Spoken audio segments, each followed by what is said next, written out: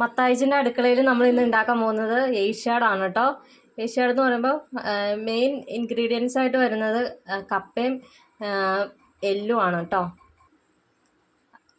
നമ്മുടെ ഇവിടെ ഉരുളി ചൂടായിട്ട് വന്നിട്ടുണ്ട്. നമുക്കിനി അതിനകത്തേക്ക് എണ്ണ ഒഴിച്ചു കൊടുക്കാം കേട്ടോ.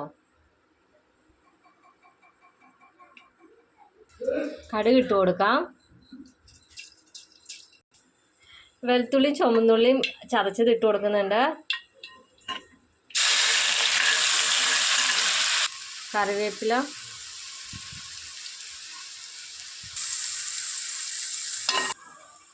മല്ലിപ്പൊടി ഇട്ട് കൊടുക്കുന്നുണ്ട്. മുളക് പൊടി ഇട്ട് കൊടുക്കുന്നുണ്ട്.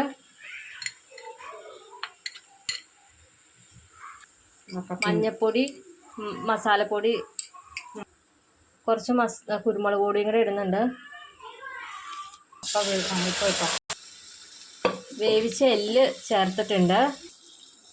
വേവിച്ച കപ്പ ഇട്ട് കൊടുക്കുന്നുണ്ട്. നന്നായിട്ട് മിക്സ് ചെയ്യുന്നുണ്ട്. നമ്മുടെ ഏഷ്യാഡ് ഇവിടെ റെഡി ആയിട്ടുണ്ട്.